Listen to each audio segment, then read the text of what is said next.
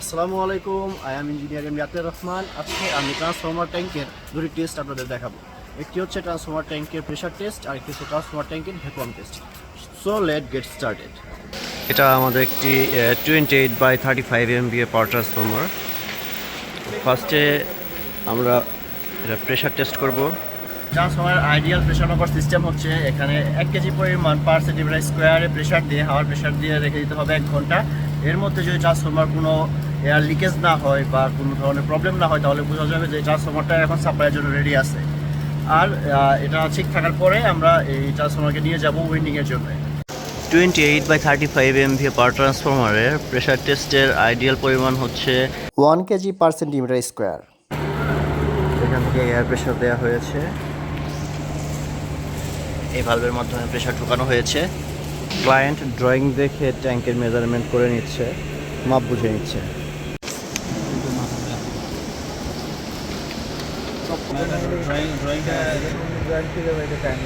তারপর যেহেতু pressure test চলতেছে আমরা এর উপর উঠতেছি, উঠে আমরা চেক করব যে এখানে কোনো প্রবলেম আছে কি না।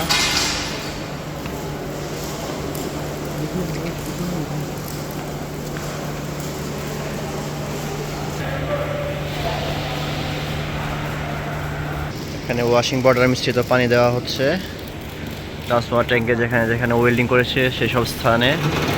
যদি কোথাও লিক থাকে তো বুদবুদ উঠলে বোঝা যাবে যে কোনো লিক আছে কি না। যদি এই ট্রান্সফর্মার ওয়েল্ডিং ঠিক না থাকে তাহলে বুদবুদ উঠবে এবং বোঝা যাবে যে ট্রান্সফর্মার লিক করতেছে।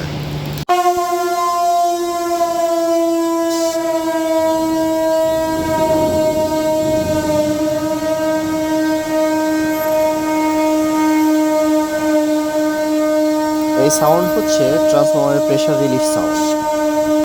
আমাদের মেইন ট্যাঙ্কের টেস্টিং শেষ, এখন আমরা কনজারভেটর ট্যাঙ্কের টেস্টিং করব। এটা তো সেম, আমরা 1 কেজি পরিমাণ প্রেশার দিব। এটা হচ্ছে আমাদের কনজারভেটর ট্যাঙ্ক। এটাতে দুইটা পার্ট করা আছে, একটা সাইড হচ্ছে ওএলটিসির জন্যে এগুলো সিল করে নাকি, আর এটা হচ্ছে মেইন ট্যাঙ্কের জন্যে। দুইটা ভাগে ভাগ করা আছে আমাদের এই কনজারভেটর ট্যাঙ্ক। এটাতেও আমরা এখন সেম প্রেশার দেব, দেন টেস্ট করব।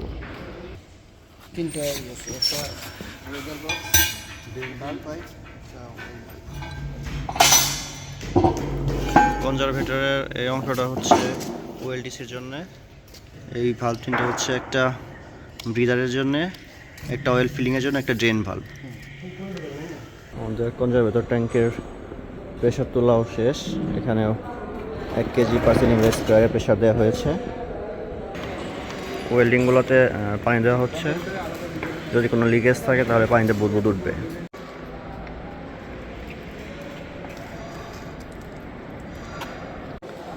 এই ছিল আমাদের ট্রান্সফর্মার কনজারভেটর ট্যাঙ্কের প্রেশার টেস্ট। এখানে কোনো বুদবুদ বের হয়নি বা কোনো প্রবলেম হয়নি 1 ঘন্টা রাখার পরেও। এটা এখন সাপ্লাই দেওয়ার জন্য প্রস্তুত আছে। এর আগে আমরা এই ট্রান্সফর্মার প্রেশার টেস্ট করেছি প্রেশার দিয়ে, এখন আমরা আবার ভ্যাকুয়াম টেস্ট করব। আমাদের এই ট্রান্সফর্মারটি এখন সম্পূর্ণরূপে ভ্যাকুয়াম করা শেষ। এই পাম্পের মাধ্যমে আমাদের ভ্যাকুয়াম করা হয়েছে। আর এর অপোজিট প্রেশার হচ্ছে 1.8 × 10⁻³ প্যাসকেল, মানে 1800 প্যাসকেলের মতো। এটা মেজারমেন্ট করব যে কী পরিমাণ এই ট্যাঙ্ক সংকুচিত হয়েছে বা এর পরিবর্তন কী কী হয়েছে ভ্যাকুয়াম করার পরে।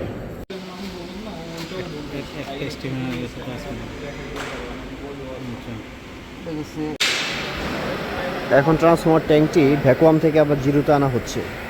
এই ট্যাঙ্কটি একটু সংকুচিত হয়ে গিয়েছিল প্রায় 19 mm এর মতো।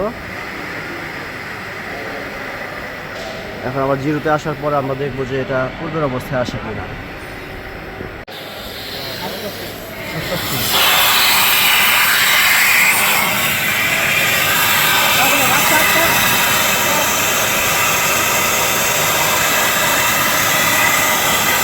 এখন আমরা রেডিয়েটারের প্রেশার টেস্ট করতেছি।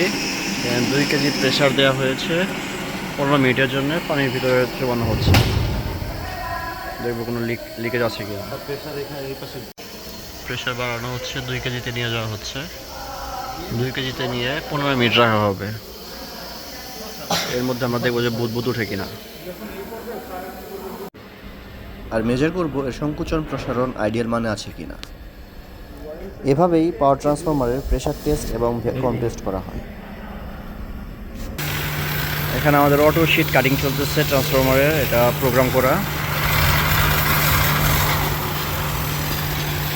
পাওয়ার ট্রান্সফরমার নিয়ে আপনাদের মনে যত ধরনের কোশ্চেন আছে, কোয়েরি আছে, আপনারা কমেন্টে লিখতে পারেন, আমি সবারই অ্যান্সার করবো ইনশাআল্লাহ।